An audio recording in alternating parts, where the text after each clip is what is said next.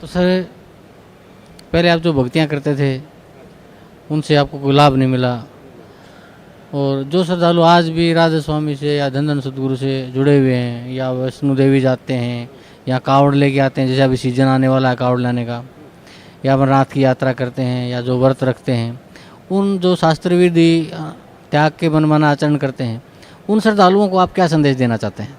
मैं अपने सभी बहन भाइयों को, माता और जो है अपने बड़े बुजुर्गों को, सबको यही कहना चाहता हूँ भाई, जैसे अब केदारनाथ में जो है इतना बड़ा हादसा हुआ, इतने आदमी मर गए हैं, उनका पता ही नहीं चला, तो ये भगवान अगर इतने बढ़िया हैं तो क्यों नहीं हमारे को पहले इतना सुख दिया, क्यों हमें इतना दुख दिया पहले। अब मैं माता वैष्णो के यहाँ जो है जाता था, माता शेरावाली के व्रत करता था, तो उस दौरान जो है मेरा एक लड़का पैदा हुआ था, तो वो लड़का पैदा होते ही मर गया था। तो मैंने उसी दिन कसम खा ली थी, माँ अब मैं तेरे ना तो व्रत करूँगा और ना मैं तेरे द्वार पर कभी जाऊँगा, जब तू मेरा रक्षा ही नहीं कर सकती तो मैं तेरे पास जाकर मेरा फ़ायदा क्या है।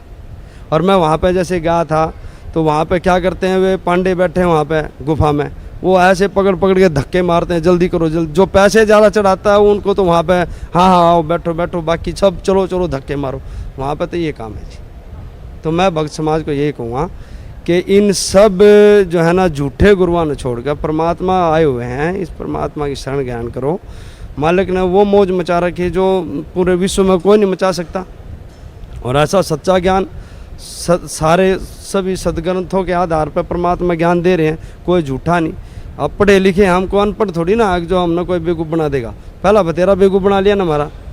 पहला इन्हें जो है किधर हनुमान के व्रत कर ले, किधर शेरावाली के कर ले, किधर क्या है कि इन्हें हमारे को कुएं में गिरा आज तक, इन्हें किधर को उबारा थोड़ी ना है। इन्हें तो हमारा जो है नजायज फ़ायदा उठाया है, इन्हें तो अपने पेट के लिए हमारे को कुएं में धकाया है। इन्हें तो अब मेरे यहाँ एक पंडित है, वो जब आया था अब मथुरा से, तो उसने आगे किराए पर शरण ली थी, आज उसको 1.5 साल 2 साल मुश्किल हुए हैं, आज उसने 2 तो मकान खरीद लिए, और जो है फैक्ट्रियों में जाता है, सबका मूर्ख बनाया जा है, किसी पर क्या यो चढ़ा दे, किसी पर वो चढ़ा दे।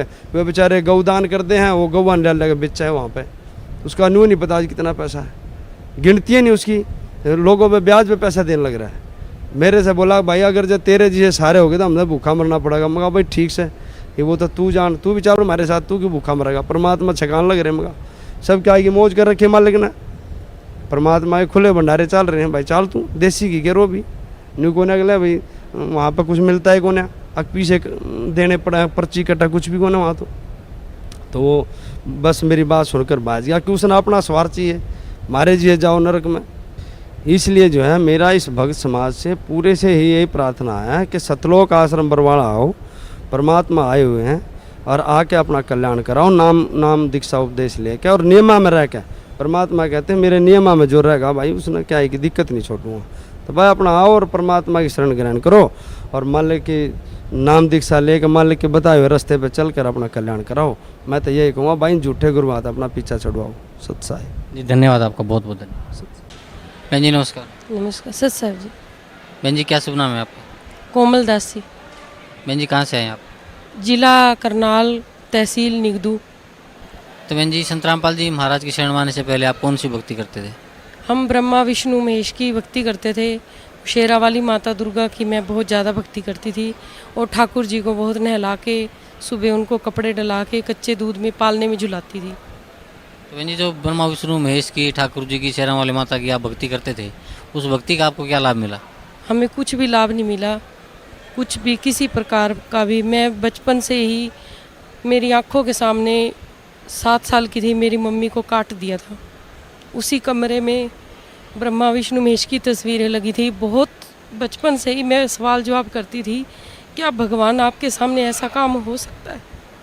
मेरी मम्मी को काट दिया, मेरी मम्मी हाथ जोड़ती रही मुझे मत मारो। वो भी नवरात्रे के दिन थे, पहला नवरात्रा था, नवरात्रे वाले दिन मेरी मम्मी को मार दिया। तब से हमारा विश्वास उठ गया था भगवान के ऊपर से। तो बहन जी आप संत रामपाल जी महाराज की शरण में कैसे आए? 2005 में हमारे घर में पंजाब केसरी अखबार आई। अखबार के पहले पन्ने पर लिखा हुआ था, जागो रे परमेश्वर के चाहने वालों, आ चुका है जगत का तारनहार। तो ये हेडलाइन पढ़ के मेरे हस्बैंड बोले भी ये देखो कितनी अच्छी लाइन है, और कौन सा ऐसा जगाने के लिए हमारे को आया है। और क्वेश्चन दिए हुए थे, कौन ब्रह्मा का पिता है, कौन विष्णु की माँ। तो ये बचपन से ही सवाल उठ रहे थे भगवानों के प्रति, लेकिन इन सभी सवालों के जवाब हमने 2-3 किस्त पढ़ी, तब किस्तों में सत्संग आता था। तो वो पढ़ के मेरे हस्बैंड बोले मैं नाम लेने जा रहा हूँ। तो मैंने कहा आप नाम कैसे लोगे, आप तो बीड़ी पीते हो, ये संत तो बीड़ी के लिए स्पेशली मना कर रहे हैं, और ये नियम भी, आप शराब भी पीते हो। बोले कोई बात नहीं, मैं एक बार जाऊँगा तो ज़रूर। ये नाम लेने के लिए आए, गुरुजी से नाम लिया। नाम लेने से पहले ही इनको घर में गुरुजी ने नामदान दे दिया था स्वप्ने में। जैसे सपने में दिया वैसे का वैसे इन्होंने क्रौंथा आश्रम में देखा। फिर इन्होंने बताया भी मैंने गुरुजी से नामदान ले लिया, बहुत खुश होके आए। अमृत जल की शीशी और प्रसाद दिया गुरुजी ने मिश्री का। उसके बाद इन्होंने बीड़ी और मांस तंबाकू सब कुछ छोड़ दिया। मेरे हस्बैंड के बाद मैंने लिया था नाम। तो बहन जी, जो भक्ति और जो नामदान आपके पूज्य गुरुदेव संत रामपाल जी महाराज ने आपको दिया है, उस भक्ति का आपको क्या लाभ मिला? हमें इतना लाभ मिला कि हमने अपनी कुंडलियाँ बनवाई हुई थी, मेरे हस्बैंड ने भी और मैंने भी। उस कुंडली में ये बता रखा था हमारे को ज्योतिषी ने भी, आपके भाग में कुछ भी सुख नहीं है, आप सारी ज़िंदगी निर्धन ही रहोगे, आपके भाग में 1 रुपये का भी सुख नहीं है, दूसरों के आगे हाथ पसारोगे। और मेरी आयु भी 27 साल से ऊपर नहीं थी। आज मेरे को 33वां साल लगा हुआ है, और मैं गुरु महाराज जी की कृपा से आज जीवित हूँ, उनकी दया से। और हमारे घर में इतने सुख हैं कि इतने हम गरीब थे कि हमारे गुरुदेव जी ने नाम लेने के बाद कहा था देसी घी की जोत जलानी है, और हमारे पास धूप के लिए भी पैसे नहीं होते थे। तो गुरुजी ने अपनी दया, सीडी वगैरह का कुछ भी माध्यम नहीं था, आज मालिक की दया से घर में सब सुख है। बहन जी, भक्त समाज को क्या संदेश देना चाहते हैं? जैसे आप पहले ब्रह्मा विष्णु महेश की, ठाकुर जी की, दुर्गा जी की भक्ति करते थे, और जो लोग आज भी वो भक्तियाँ करते हैं, उस भक्त समाज को क्या संदेश देना चाहते हैं आप? मैं तो यही संदेश देना चाहूँगी कि पूर्ण परमात्मा पृथ्वी पर सतलोक के मालिक खुद आए हुए हैं, संत रामपाल जी महाराज जी के रूप में। इनसे ऊपर कोई भी संत, कोई भी परमात्मा इस पृथ्वी पर नहीं है। मैंने, मेरी दादी और मेरे पिताजी राधा स्वामी परिवार से हैं, और मेरे को बहुत कहते थे भी बेटा इधर से नाम लेना, लेकिन मुझे उनका सत्संग ही अच्छा नहीं लगा था। गुरुजी का सत्संग सुनते ही रोम रोम खड़े हो गए, ऐसी मालिक की दया हुई। इनके अलावा मुझे कुछ भी अच्छा नहीं लगता, किसी का ज्ञान नहीं अच्छा लगता, और ये पूर्ण परमात्मा है, ब्रह्मा विष्णु में से भी ऊपर है। तो साधक समाज को क्या संदेश देना चाहते हैं आप? मैं यही संदेश देना चाहूँगी कि वो भी संत रामपाल जी महाराज जी की शरण में आए और अपना कल्याण करवाएं। इनसे ऊपर कोई भी संत नहीं है पूरी पृथ्वी पर। धन्यवाद बहन जी, आपको बहुत बहुत धन्यवाद। अभी आपने उन श्रद्धालुओं के अनुभव सुने। पुण्यात्माओं, सौभाग्य आपका, आप जी को ये अनमोल वचन सुनने को मिले,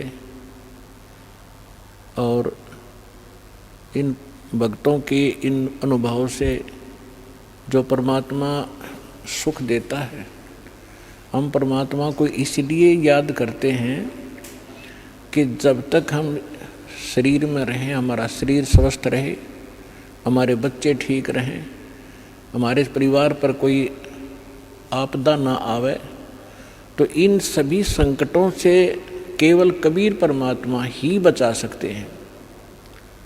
ना विष्णु जी बचा सकते, ना शंकर जी बचा सकते, क्योंकि ये सक्षम नहीं हैं, ये वासुदेव नहीं हैं, ये संकट मोचन नहीं है। कबीर परमात्मा वो समर्थ शक्ति है जिसके विषय में गरीबदास साहिब जी ने कहा है कि सतगुरु जो चाहे सो कर ही।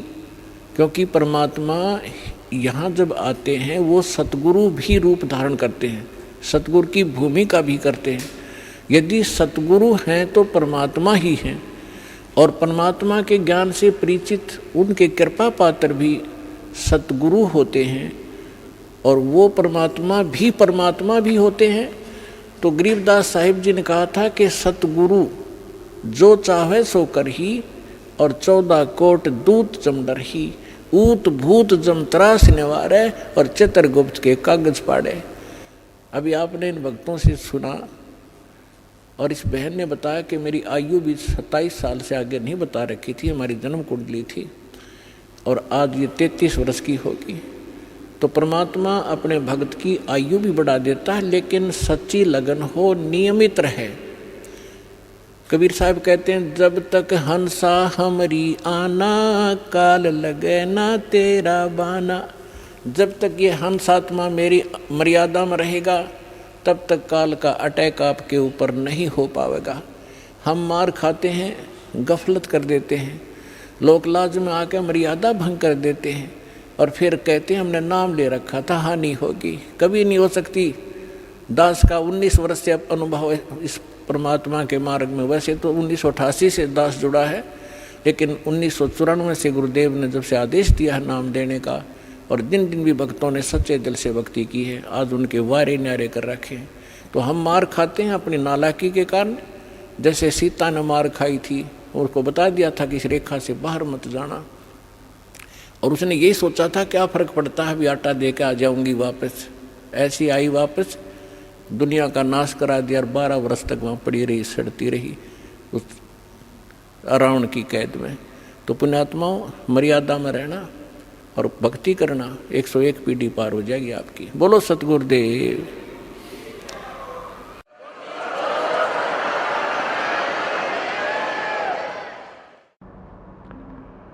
परम पिता परमात्मा पूर्ण ब्रह्म, सारी सृष्टि के रचनहार कबीर परमेश्वर जी की असीम कृपा से आप सभी पुण्यात्माएं सत्संग सुनने के लिए उपस्थित हुए।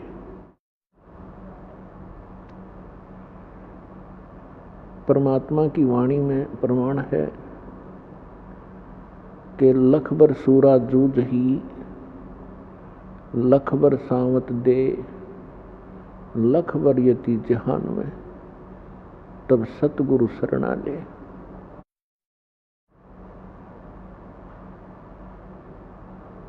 आज आपको जो समय प्राप्त है, आज आपको जो भक्ति विधि प्राप्त है,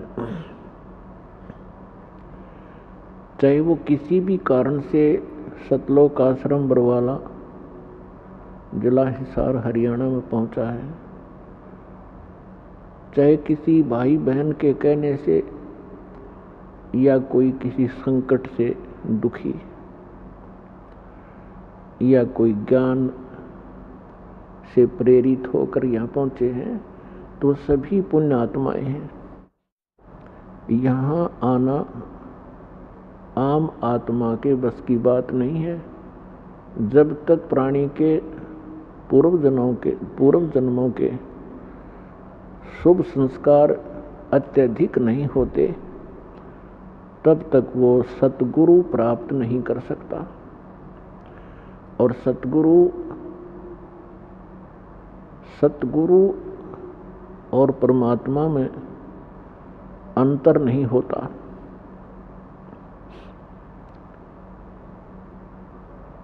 प्रमाण दिया है कि लख बर सूरा जूझ ही,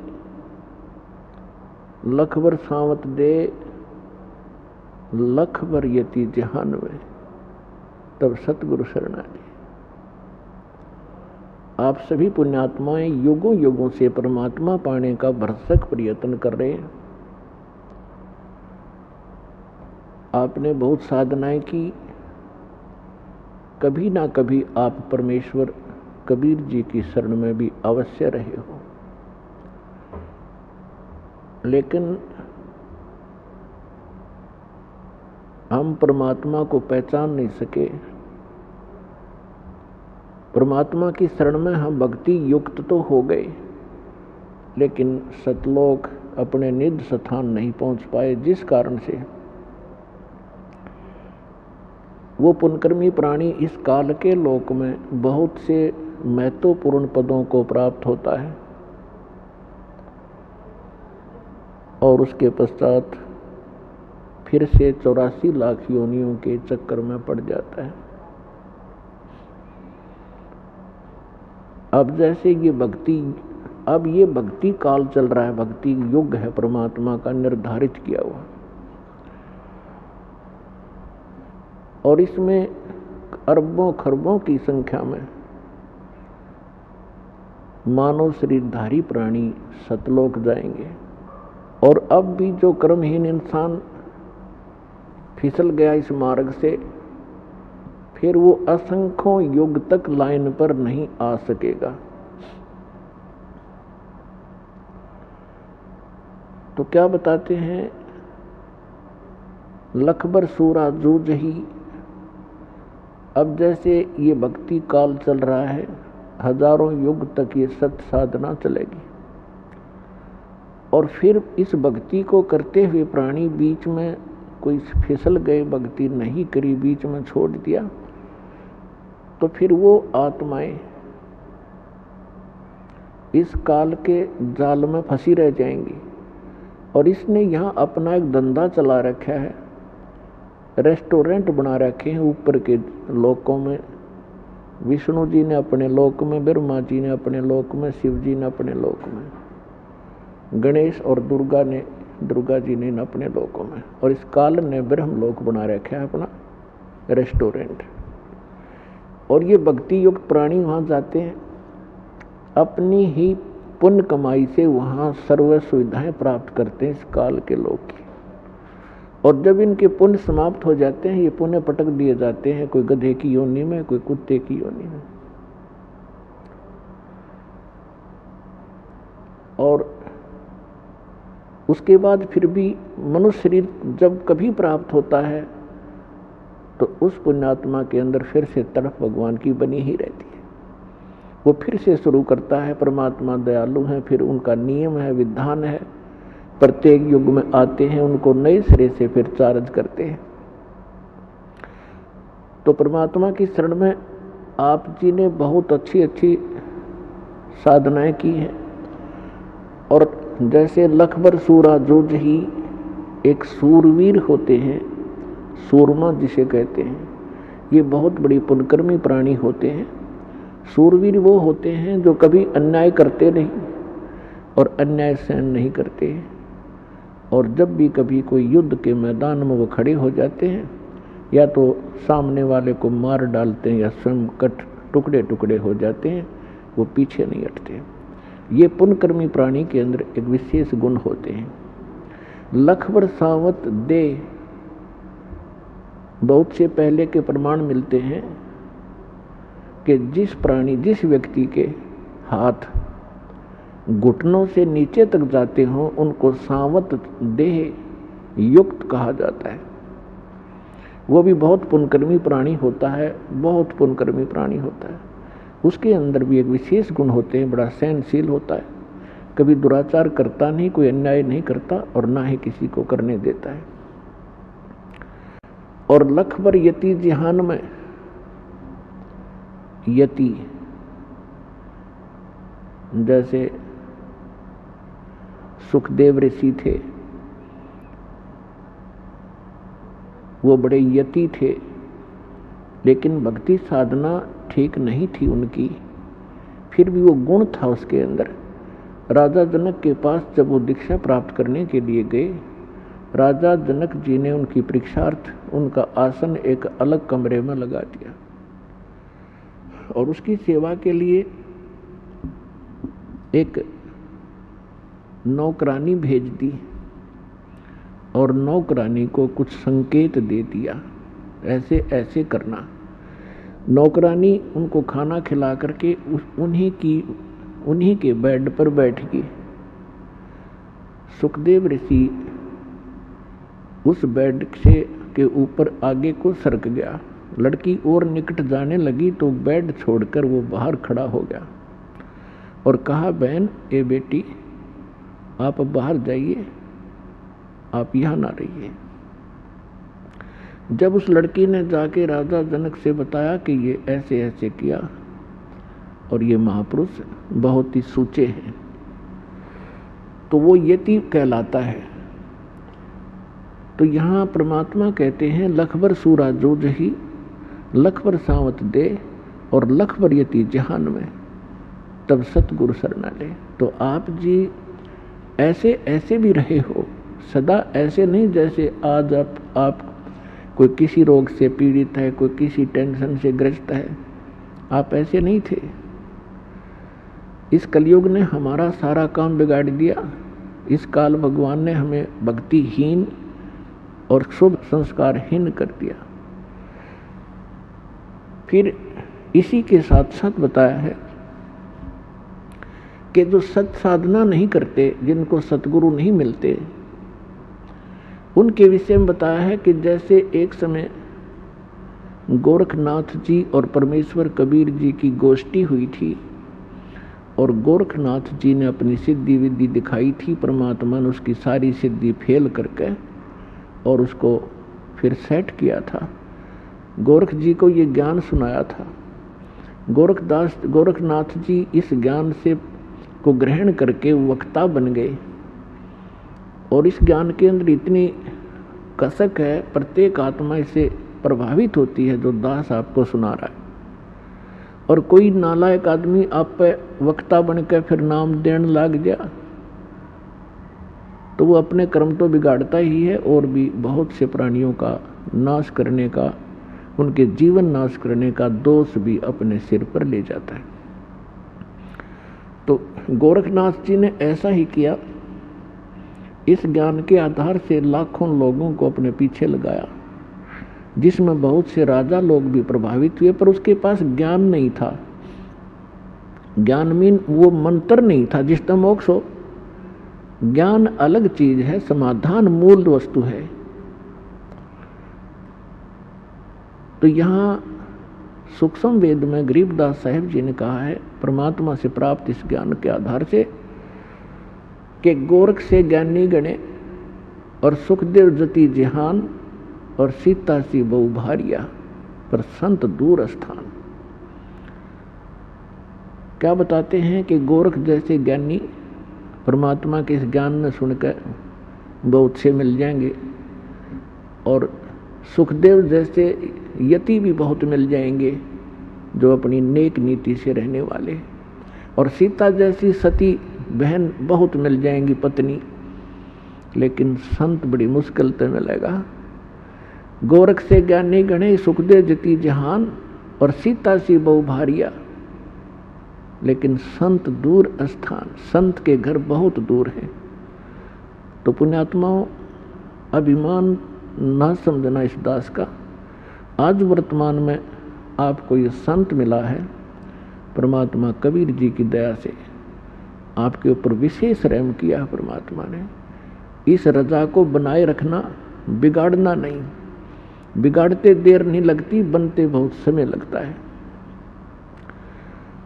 तो पुण्यात्माओं, ये वो समय चल रहा है जो पूर्व में निर्धारित किया गया था परमात्मा द्वारा। आज आपको थोड़ा सा ज्ञान सुनाएंगे। परमेश्वर कबीर जी ने अपने द्वारा रची हुई सृष्टि को अपनी प्यारी आत्मा धर्मदास जी को सुनाया। पुण्यात्माओं, आप जी को इस दास के इस ज्ञान से, जो परमात्मा कबीर जी द्वारा दिया हुआ ज्ञान है, उसके आधार से इतना तो आभास हो चुका है, जैसे ज्ञान गंगा नामक पुस्तक को भी पढ़ा, सत्संग भी सुनते रहते हो, कि न तो ब्रह्मा जी को ज्ञान, न विष्णु जी को ज्ञान, न शंकर भगवान और देवी और ब्रह्म को कंप्लीट स्पिरिचुअल नॉलेज इनको भी नहीं है।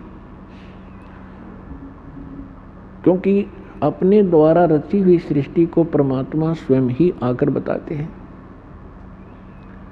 और परमेश्वर चारों युगों में आते हैं, अपने द्वारा रची हुई सृष्टि को स्वयं ही ज्ञान कराते हैं, वही सही सही बताते हैं। उन्होंने 600 वर्ष पहले अपनी प्यारी आत्मा धर्मदास जी से कहा था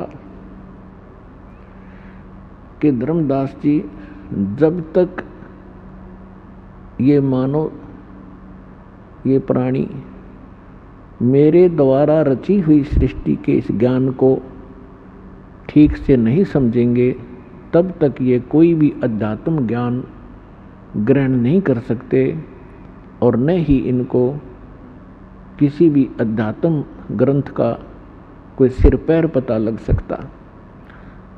तो ये जो सृष्टि रचना है, ये एक मास्टर की है आध्यात्मिक इस मार्ग को समझने के लिए। तो परमात्मा ने 600 वर्ष पहले आकर बताया था अपने प्यारी आत्मा धर्मदास जी को कि सृष्टि रचना कैसे की मैंने, और आप जी यहाँ इस काल के जाल में कैसे फंस गए, आपकी क्या हालत है, कोई जीवन है आपका। भले ही हम देखम देखा एक दूसरे को देख कर यहाँ टाइम पास कर रहे हैं, और अज्ञानता के कारण हम अपने आप को बहुत चतुर भी समझ बैठे हैं, क्योंकि थोड़ी सी शिक्षा होगी, कोई डॉक्टर बन गया, कोई इंजीनियर, कोई राजनेता बन गया, कोई वकील एडवोकेट, कोई जज बन गया, और हम अपने आप को घना इंटेलिजेंट और चतुर मान बैठे। हम आज भी चाहे कुछ भी, कितनी ही एजुकेशन आपके पास है, आप केवल जीव हैं, हम सभी अभी तक जीव हैं, और जीव की कोई औकात नहीं है। आज मृत्यु हो जाती है, चाहे राष्ट्रपति बना हो, कल गधा बन जाएगा। जो भक्ति नहीं करता तो खाक पर बूता यहाँ की। इसलिए जब तक हमने अपना यह दातम ज्ञान अच्छी तरह समझ में नहीं आएगा, जिसकी जानकारी नहीं होगी, तो हम ऐसे ही भटकते रहेंगे और कोई भी हमें भ्रमित कर देगा। कबीर साहब कहते हैं कि ज्ञान संपूर्ण हुआ नहीं, हृदय नहीं छिदाया, इस देखा देखी भक्ति का रंग नहीं ठहरा। अब परमात्मा एक, सब मानते हैं। जब परमात्मा एक है तो उसके पाने का मार्ग भी एक ही है, अनेक नहीं हो सकते। तो फिर ये नाना धर्म कैसे बन गए, ये भिन्न भिन्न पंथ और मार्गदर्शक कैसे पनप गए? क्योंकि हमें ज्ञान नहीं, इन्होंने हमारा अंडोला बना रखा है, इन्होंने हमारा साइकिल बना रखा है। अब एक संत के पास जाते हैं, वो इतने चतुर हो ही जाते हैं ज्ञान अटपट करके कि आम जनसाधारण को वो मूर्ख बना ही सकते हैं, भ्रमित कर ही सकते हैं। तो हम कभी किसी संत के पास गए, कभी किसी पंथ में, कभी कोई मजहब ग्रहण किया, लेकिन अब तक हम यही भटक रहे हैं, क्योंकि हमें सृष्टि रचना का और यथार्थम ज्ञान और सतगुरु नहीं मिले, जिस कारण से हम अपना मानव जीवन असंख्यों बार बर्बाद करके, नष्ट करके, और एक हारे हुए जुआरी की तरह हाथ झाड़ कर चले गए। अब पुण्यात्माओं, आपके ऊपर रहम किया दाता ने, और अब भी नहीं पहचानोगे इस गंदे लोक को, क्योंकि एजुकेशन आपके पास है, इतना समझदार आपको बना दिया है कि आप आसानी से अपना भला और बुरा खूब सोच सकते हैं। और सदग्रंथों में प्रमाण परमात्मा की ये दास आपके रूबरू कर ही रहा है, जो आज तक के ऋषि महर्षि मंडलेश्वरों को ये नहीं प्राप्त हुए। तो सबसे पहले केवल परमात्मा थे, सत्य पुरुष थे, अविनाशी परमात्मा कबीर भगवान थे। उस परमेश्वर का ओरिजिनल नाम जो है कबीर देव है। वेदों में उसे कबीर देव कहते हैं, और हम अपनी मातृभाषा में उसे कबीर कहने लागे। कबीर देव माने साहब परमेश्वर, और कुरान शरीफ के अंदर उसी परमात्मा को अल्लाह कबीर कहते हैं। अल्लाह अकबर, अकबीर ये अपभ्रंश शब्द हैं, अल्लाह कबीर है। अल्लाह माने परमात्मा, साहब कबीर माने कबीर। ऐसे ही उस परमात्मा ने सबसे पहले ऊपर का अकय लोक रचा, जिसको अनामी लोक भी कहते हैं, और उसके पश्चात परमात्मा ने नीचे के 3 लोक और रचे, और प्रत्येक लोक में परमेश्वर ने अपने ही भिन्न भिन्न रूप बनाए, और प्रत्येक लोक के अंदर एक बहुत बड़ा गुम्बद है, बहुत बड़ा सुंदर एक मंदिर नुमा स्थान है, उसके बीच में परमात्मा ने अपना तख्त बनाया है, सिंहासन बनाया है, उसके ऊपर वो विराजमान है। सिर पे मुकुट है, ऊपर श्वेत छत्र है, और परमात्मा के प्रत्येक लोक में परमात्मा की बॉडी का जो लाइट है, परमात्मा के शरीर का जो शरीर प्रकाश है, उसमें प्रत्येक लोक में अंतर है। सतलोक के अंदर परमात्मा के कबीर परमेश्वर जी सत्यपुरुष के एक रोमकूप में जैसे छिद्र है बालों का, इसके करोड़ सूर्य मिला दे, करोड़ चंद्रमा, इतना नूर है पूरी बॉडी का। यानी एक रोमकूप का इतना है तो पूरी बॉडी का कितना होगा, ये हिसाब लगाएं। और उसके बाद ऊपर अलख लोक है, उसके अंदर परमात्मा के ऐसे सिंहासन पर विराजमान है, और वहाँ उनके शरीर की जो शोभा है वो एक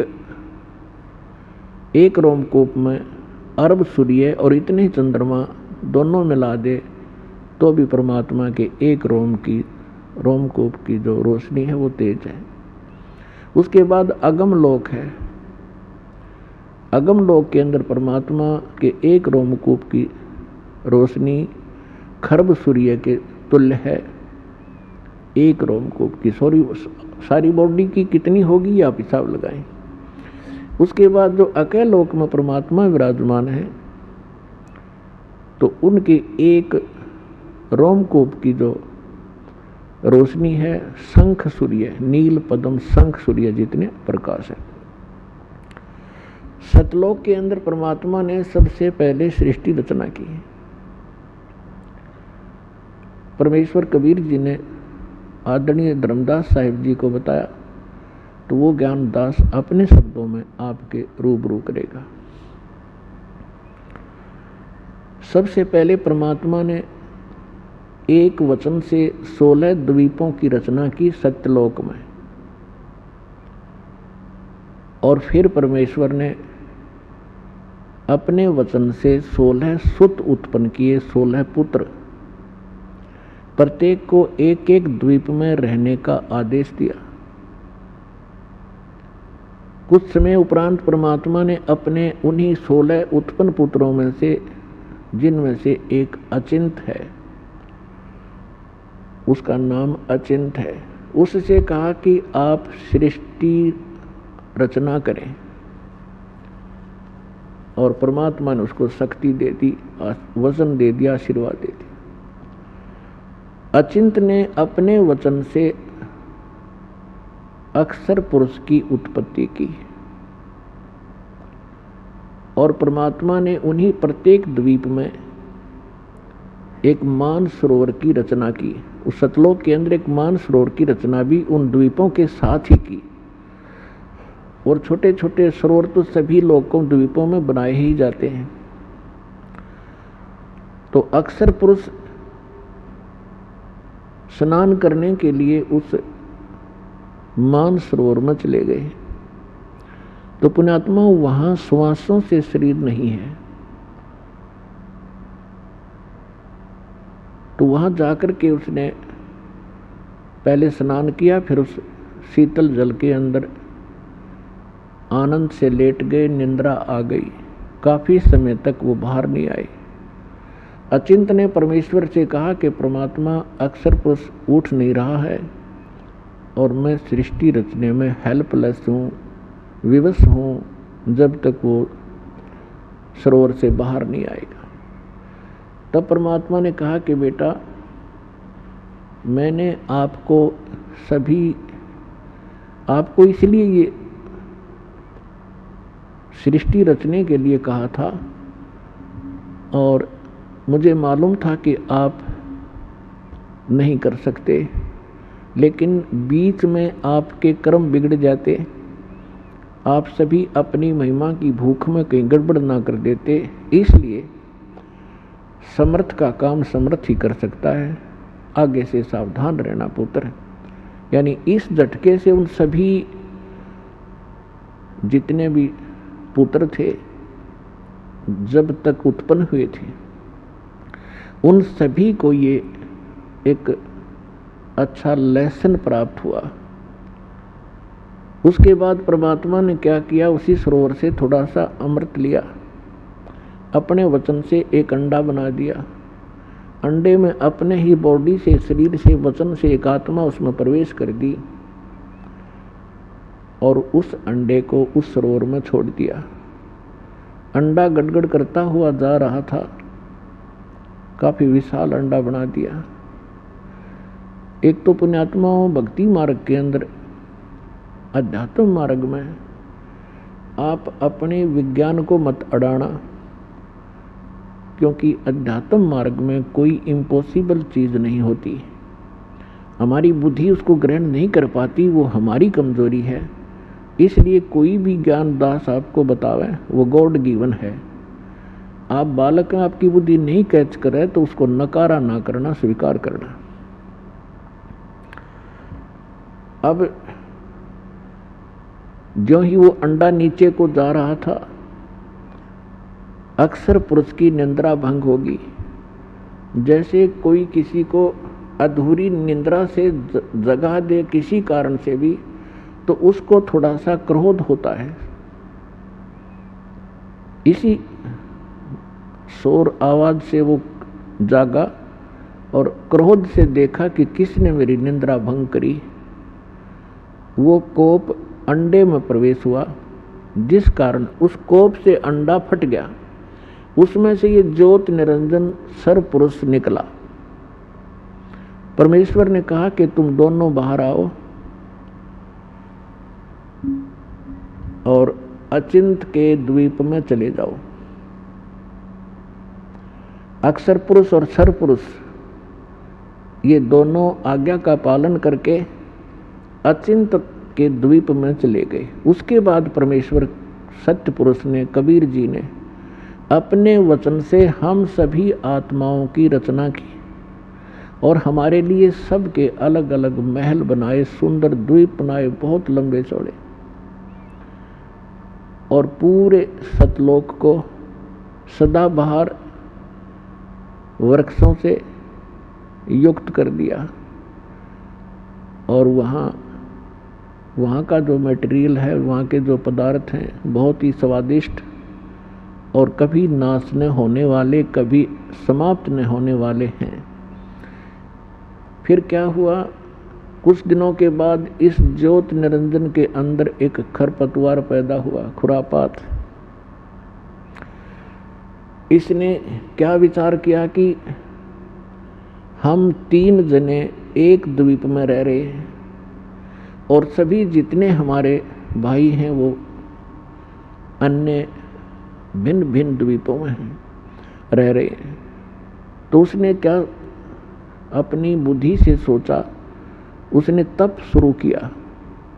जब 70 युग तक तप कर लिया, तब परमात्मा ने पूछा कि ज्योत निरंजन आप क्यों तपस्या कर रहे हो, किस चीज की आवश्यकता है तुझे। ज्योत निरंजन ने यानी सर्वपुरुष ने कहा कि प्रभु पिताजी, ये द्वीप मेरे लिए थोड़ा स्थान है, मुझे अलग स्थान दीजिए। तो परमेश्वर ने उनको 21 ब्रह्मांड दे दिए। जैसे एक धनी पिता अपने पुत्र को अलग से 21 यानी कुछ प्लाट दे देवे, ऐसे समझो। उन 21 ब्रह्मांड को पाकर के ये बड़ा प्रसन्न हुआ। उन प्लाटों को देख देख कर फूला नहीं समावे। फिर इसके मन में आया कि इसमें कुछ रचना भी करूं। उसके लिए फिर ये भिखारी, इसने फिर से तपस्या की। जब 70 युग दूसरी बार तपस्या कर चुका, तब परमेश्वर ने पूछा कि क्या मांगता है अब तू, जो मांग रहा था तुझे दे दिया। तब इसने कहा कि परमात्मा है पिता, कुछ सृष्टि रचने की सामग्री प्रदान करें ताकि मैं कुछ रचना करूं। तब परमेश्वर ने, कबीर भगवान ने इसको 5 तत्व और 3 गुण दे दिए। अगले बेटा तुम खेल खिलौनों से। इसने ये 21 ब्रह्मांड परमात्मा ने सतलोक के एक कोने में बाहर कर दे दिए इसको। जैसे एक अपनी राजधानी दिल्ली है, एक तो मेन बाजार आदि का स्थान है, एक बाह्य दिल्ली जिसमें विलेज क्षेत्र आता, गांव का ग्रामीण क्षेत्र है। ऐसे इसको बाहर की तरफ 21 प्लाट दे दिए। फिर इसने सोचा कि इसमें कुछ जीव हों, कंस्ट्रक्शन भी कर ली और अकेले का मन नहीं लगता, कुछ आत्मा प्राप्त करूं। और पुण्यात्माओं, हम क्यों फंसे यहाँ? हमने क्या गलती करी? जब ये तपस्या कर रहा था, कभी इस पैर एक पैर पे खड़ा होता था, कभी दूसरे पे खड़ा होता था।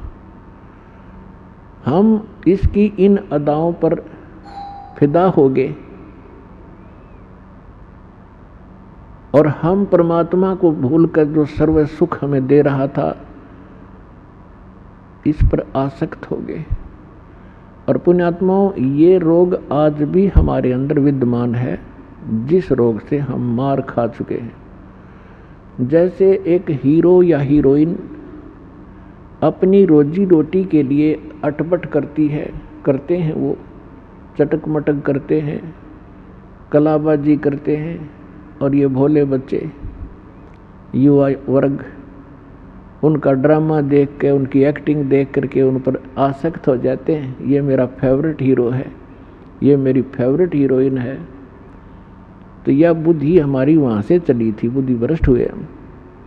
अब यहाँ कोई बरवाला में आ जावे, कोई अभिनेता, इन जवान बच्चों को देखे उड़ा कितनी भीड़ लग जाएगी। और 1 किलोमीटर खड़े खड़े देखेंगे, देखो खड़ा स्टेज पर, वह खड़ी, और लेना एक ना देने दे, धक्के खा के आ जा। वो अपनी रोजी रोटी के लिए बकवाद करते हैं और ये उनके आसक्त हो गए।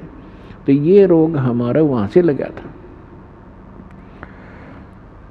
तो उस समय हम अपने मालिक न भूल कर इसकी तरफ देख बहुत आसक्त हो गए। परमेश्वर ने बहुत बार आकाशवाणी की कि बच्चों तुम मस्त रहो, इसकी क्रिया पर ध्यान ना दें। हम ऊपर से तो सावधान हो गए पिता की आकाशवाणी सुनकर, लेकिन अंदर से उसके प्रति हमारी कसक विशेष बनी रही। वो अंतर्यामी है, वो जान गए कि ये प्राणी अब यहाँ रहने के योग्य नहीं। जो उस ज्योत निरंजन की रेंज में थे और जो उसको देख रहे थे, वो सभी आसक्त हो गए और असंख्यों। तो फिर उस ज्योत निरंजन ने फिर तप शुरू किया। जब 64 युग तक इसने तप कर लिया, तब परमेश्वर ने पूछा कि भाई तूने जो मांगा था वो सारी वस्तु दे दी, अब क्यों हट कर रहा है, अब क्या चाहता है? तब इसने कहा पिताजी मुझे कुछ आत्मा दे दो, अकेले का दिल नहीं लगता। परमेश्वर ने कहा कि भी देखो 64 युग तूने तप किया, तीसरी बार इसकी प्रतिफल में और तुझे दे सकता हूँ, प्लाट कितने ले ले ब्रह्मांड, पर आत्मा नहीं दे सकता। ये मेरा अंश है, मेरी वतन से उत्पन्न हुए हैं, ये मेरी आत्मा है, मेरे शरीर से निकली है। अपन आत्माओं, आप किसी माई बहन से पूछकर देखना। वैसे तो परमात्मा की वाणी में लिखा है कि पिता को पुत्र या पुत्री संतान बहुत प्रिय होती है, बालक, लेकिन माँ को उस पिता से भी 100 गुना ज़्यादा प्रिय होते हैं बच्चे। ये स्वाभाविक है।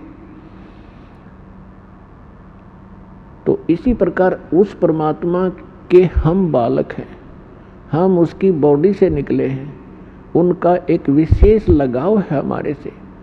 लेकिन हम बच्चे हैं, बच्चे वाली बातें करते रहते हैं। लेकिन किसी भी बच्चे ऊपर आपत्ति आती है तो माता पिता कितने दुखी होते हैं वो वही जान सकते हैं। तो कहने का भाव ये है कि जब उसने 64 युग तप किया तो परमात्मा ने कहा भाई आत्मा तो मैं दूं नहीं, और प्लाट ले ले, कितने ब्रह्मांड ले सकता है। फिर परमात्मा ने कहा एक शर्त है यदि कोई आत्मा स्वयं आपके साथ जाना चाहते हो तो वो जा सकते हैं। तो पुण्यात्माओं, यो काल भगवान हमारे पास आया, जितने भी यहाँ चींटी से लेकर हाथी तक, रंग से लेकर राजा तक, ब्रह्मा विष्णु महेश तक और दुर्गा तक, जितने भी ये देव हैं, ये सभी हम इस काल के जाल में वहाँ ऐसे फंसे। ये हमारे पास आया और हमारे से कहा, आप देखकर इसके चारों तरफ खड़े हो गए, जैसे ही रोन देख कर बालक खड़े हो जाते हैं। तब इसने कहा कि मैंने पिताजी से तपस्या करके ऐसे ऐसे 21 ब्रह्मांड प्राप्त किए हैं, आप हमारे साथ चलोगे? वहाँ ऐसे बनाऊंगा, ऐसे बनाऊंगा, और वहाँ ऐसे बनाएंगे, ऐसे रहा करेंगे। तो हमने क्या कहा कि यदि पिताजी आज्ञा दे दे तो हम चलने को तैयार हैं। तो ज्योति निरंजन ने फिर से परमात्मा से प्रार्थना की और कहा, जी कुछ आत्माएं मेरे साथ जाने के लिए एग्री हैं, आपकी आज्ञा चाहते हैं। तो परमात्मा हमारे पास आए और हमसे पूछा कि भाई बोलो, कौन कौन इस ज्योति निरंजन सर्वपुरुष के साथ इसके लोक में जाना चाहते हैं, वो हाथ खड़ा करें। अब हम पिता के सामने, क्योंकि वो पहले कह चुके थे कि इसके ड्रामे न मत देखो, अपना मस्त रहो, ये इसका कार्य उचित नहीं है, तो हम बहुत ज़्यादा लज्जित हो गए और नीची गर्दन करके बैठ के सभी सन्नाटा छा गया। कोई नहीं बोला। पिताजी के सामने कैसे ये मुंह फटे। तब परमेश्वर ने कहा कि ज्योति निरंजन, आप तो कह रहे थे, तू तो कह रहा था कि बहुत सी संख्या में मेरे साथ चलने को तैयार है, ये तो एक भी नहीं बोलता। तब एक आत्मा खड़ी हुई और खड़ा होकर के कहा कि मैं इनके साथ जाना चाहता हूं। हमने सोचा कदे ये एक लिए यही आत्मा सारा मजा ले जा, हम पीछे रह जा। तो देखा हमने भी, फिर दोनों हाथ खड़े कर लिए असंख्यों। तब परमात्मा ने कहा, ठीक है भाई, जिसने भी आपके साथ जाने की इच्छा व्यक्त की है उनको मैं आज्ञा देता हूँ, लेकिन मैं अपने हिसाब से भेजूंगा, ऐसे ठीक नहीं, आप जाइए अपने लोक में। तो परमात्मा ने सबसे पहले जिस आत्मा ने खड़ा होकर के सबसे पहले स्वीकृति दी थी, उसकी लड़की बना दी और उसके अंदर हम सभी आत्माओं को बीज रूप में सूक्ष्म बनाकर फीड कर दिया। अपने आत्माओं, इस विज्ञान से हमें बहुत कुछ शिक्षा प्राप्त होगी। आप देखते हो हमारी बॉडी के अंदर आज के डॉक्टर आपको बताते भी हैं कि 1 ग्राम ब्लड में कितने कीटाणु होते हैं। 4-4 लाख, 5-5 लाख, कितने प्रकार के कीटाणु हमारी बॉडी में हैं। तो इसी प्रकार परमात्मा ने हमें सूक्ष्म रूप में इस दुर्गा, उसका नाम आदि माया रखा, जो आगे चल के दुर्गा देवी रूप नाम से प्रसिद्ध हुई। तो हम सभी को सूक्ष्म रूप में वचन से दुर्गा के अंदर प्रवेश कर दिया और युवा लड़की बना दी। और उसे परमेश्वर ने कहा कि बेटी, मैंने तेरे शरीर में वो सभी आत्माएं प्रवेश कर दी हैं और तुझे मैंने आशीर्वाद और वचन दे दिया है, शब्द शक्ति दे दी है। जितने जीव वो ज्योति निरंजन कहे, आप उतने ही नर और मादा उत्पन्न कर सकते हो और आप जाइए उस ज्योति निरंजन सर्वपुरुष के ब्रह्मांडों में। उस लड़की के साथ सबसे पहले जो 16 सुत उत्पन्न किए थे पुत्र, उनमें से एक सहज दास है। उस सहज दास को उस लड़की के साथ भेज दिया कि अपनी बहन को और उसको ज्योति निरंजन के पास छोड़ के आइए और उसको बता दीजिए कि इस लड़की को पिताजी ने वचन शक्ति दे दी है, जितने जीव तू कहेगा ये उत्पन्न कर देगी।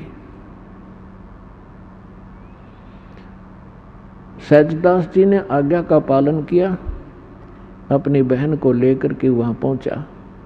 ज्योति निरंजन से जो भी पिता ने कही थी वो सारी वाणी सब वचन वो आज्ञा सुना दी